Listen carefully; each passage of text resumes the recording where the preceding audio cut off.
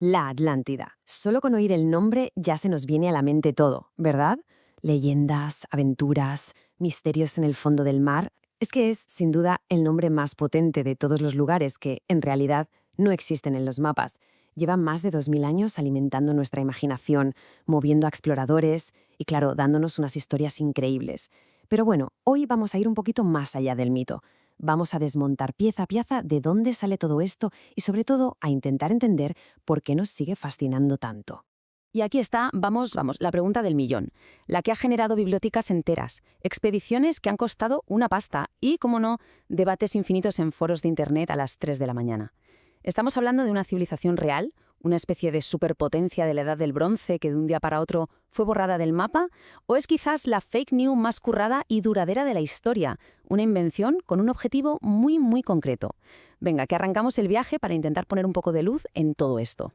Todo, pero absolutamente todo, empieza con una persona, el filósofo griego Platón. Estamos hablando de allá por el año 360 a.C.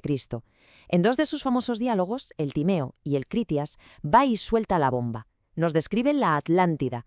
Y lo más fuerte no es la historia en sí, sino cómo la vende. No dice, imaginaos un lugar que... No. Platón insiste en que es una historia real, que se ha ido contando de generación en generación. Vamos, un relato absolutamente verdadero. Y claro, con esa frase, Platón crea una división de opiniones que llega hasta hoy. Desde ese preciso momento es como si se abrieran dos caminos. Por un lado, el de la historia perdida, el de la gente que defiende que Platón estaba básicamente transcribiendo hechos reales, la memoria de un imperio olvidado. Y por otro, el de la invención filosófica, que dice que todo es una metáfora, una alegoría genial que usó Platón para explicar sus ideas sobre política y justicia, pero con un ejemplo espectacular. Toda la historia de la Atlántida en realidad es el pulso constante entre estas dos ideas. Y esto, por favor, que quede clarísimo, es un dato clave. No hay papiros egipcios, ni tablillas sumerias, ni inscripciones mayas que hablen de la Atlántida. Nada. Cero. La única, y repito, la única fuente original que tenemos son esos dos textos de Platón. Todo lo demás, cada libro, cada documental, cada teoría loca de Internet, parte de la interpretación de esas pocas páginas. Es como una pirámide inmensa construida sobre una base diminuta.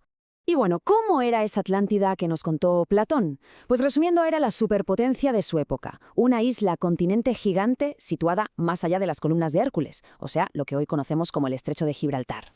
Habla de una civilización con una ingeniería que flipas, con canales, templos cubiertos de oro y plata, vamos, que eran tan poderosos que llegaron a conquistar el norte de África y parte de Europa. Pero, y aquí viene el giro de guión muy típico de los griegos, tanto éxito se les subió a la cabeza. Se volvieron arrogantes, avariciosos, imperialistas, y claro, los dioses, para castigar esa soberbia, provocaron un cataclismo que hundió la isla para siempre en un solo día y una noche terribles. Un final de película, vamos. A ver, que este debate de si es real o no no es algo que se haya inventado en YouTube, ¿eh? Empezó prácticamente al día siguiente de que Platón lo escribiera. Sus propios discípulos ya se pusieron de un lado o de otro. Algunos, como un tal Crantor, se lo tomaron al pie de la letra y llegaron a decir que habían visto en Egipto las columnas donde estaba grabada la historia original. Otros, la verdad es que la mayoría de los filósofos, lo vieron como lo que seguramente era, una fábula, un ejercicio mental para explicar la idea de un estado ideal frente a un imperio corrupto y decadente. Y esa defensa a muerte de que todo es verdad sigue vivísima. De hecho, este comentario de un foro actual podría ser un tuit de hace 2400 años. La lógica es esta. Platón era una de las mentes más respetadas de la historia, porque se iba a jugar su prestigio inventándose una historia y encima atribuyéndosela a gente tan importante como Solón. Para los que creen en la Atlántida histórica, esto no tiene ni pies ni cabeza. Vamos, que Platón no escribía novelas, escribía filosofía basada en la verdad. Y ahora mucho ojo, porque vamos a desmontar una de las grandes leyendas urbanas de todo este misterio. Seguro que alguna vez ha salido la frase de «Bah, si hasta Aristóteles, que era su mejor alumno, dijo que eso era un cuento». Pues bien, agarraos, no hay ni una sola prueba, ni un fragmento de Aristóteles que diga tal cosa. Es un bulo, una cita que se le atribuyó siglos después. Pero es un mito tan potente porque, claro, representa perfectamente la visión escéptica. Aunque él no lo dijera, encarna la idea de que quien crea la fábula también la destruye. Esto demuestra cómo al mito original se le van pegando otros mitos por el camino. Bueno, pues tras el fin del mundo clásico, la Atlántida se queda un poco en segundo plano, como un recuerdo para 4 eruditos. Pero entonces, a finales del siglo XV, el mundo cambia para siempre. Europa se lanza a explorar los océanos, y de repente, la vieja historia de Platón vuelve a la vida, y con una fuerza increíble. El descubrimiento de América en 1492 fue básicamente echarle gasolina al fuego de la leyenda. De pronto, la idea de que había un continente entero al otro lado del Atlántico ya no era una fantasía. Pensadores como Francisco López de Gómara vieron las civilizaciones azteca e inca y dijeron: «¡Ostras! Son ellos, son los descendientes de los atlantes». Buscaban conexiones por todas partes, hasta en el idioma, diciendo que Atel, la palabra para agua en náhuatl, era la prueba definitiva. La Atlántida se convirtió en la manera perfecta de explicar ese nuevo mundo que no entendían. Y es justo aquí donde el mito evoluciona, da un giro total. La Atlántida deja de ser solo una historia del pasado para convertirse en un modelo para el futuro. Se convierte, ni más ni menos, que en la planticia de la utopía, una palabra que significa literalmente ningún lugar, o sea, es ese sitio ideal que no existe. La sociedad perfecta, superavanzada y organizada que describió Platón se transformó en el molde para que pensadores como Francis Bacon imaginaran mundos ideales, como en su libro La Nueva Atlántida. La historia de Platón, fuera real o no, acabó creando todo un género literario. Con el paso del tiempo, la búsqueda se volvió literal. La gente dejó de darle vueltas a la filosofía y empezó a desplegar mapas. La obsesión ya no era entender el mensaje de la Atlántida, sino encontrar su ubicación exacta en el GPS. Y así empezó una de las búsquedas del tesoro más largas y extrañas de la historia. Y cuando decimos que se ha buscado en todas partes, no es ninguna exageración.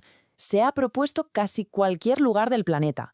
Unos dicen que era la civilización minoica en Creta y que la explosión del volcán de Tera, que hoy es Santorini, es el cataclismo que cuenta Platón. Otros que era la misteriosa Tartessos, en Andalucía. Hay teorías que la ponen en las Canarias, en Malta, en el Caribe, incluso debajo del hielo de la Antártida.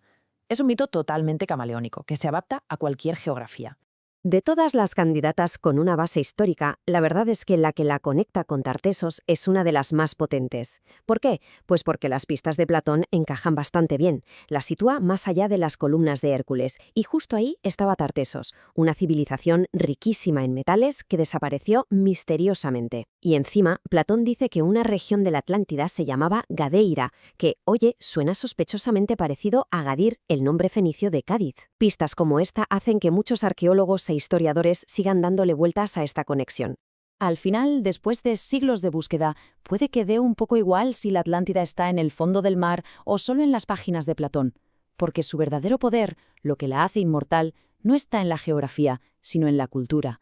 Se ha convertido en un pilar de nuestra imaginación colectiva. Es que su huella está por todas partes. Julio Verne nos llevó a ver sus ruinas en 20.000 leguas de viaje submarino.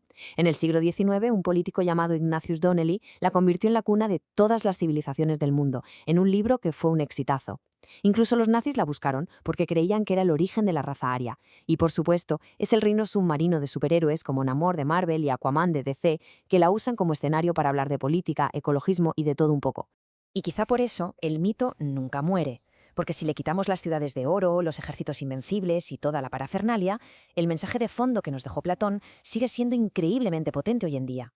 Como dice el escritor Manuel Pimentel, es un aviso sobre la arrogancia, la historia de una civilización que se cree intocable, que explota sus recursos hasta el límite y que al final es destruida por las fuerzas de la naturaleza que creía tener bajo control. Y eso, en pleno siglo XXI, nos resuena, pero de una forma brutal. Así que llegamos al final con la misma pregunta del principio, pero quizás con otra forma de verla. ¿Qué buscamos de verdad cuando buscamos la Atlántida? ¿Las ruinas físicas de una ciudad o buscamos un espejo en el que mirar nuestros propios logros y nuestros propios peligros como civilización?